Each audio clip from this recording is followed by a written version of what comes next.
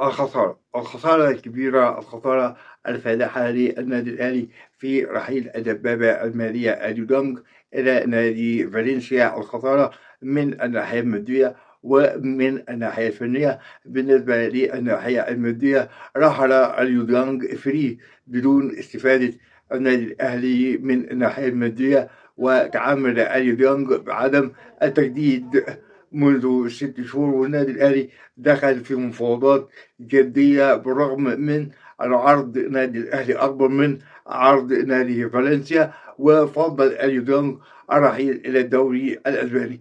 أما من الناحية الفنية، خسارة كبيرة للنادي الأهلي. كان بيعتبر الجندي الموهوب في نصف الملعب من ناحية إفساد هجمات الخصوم.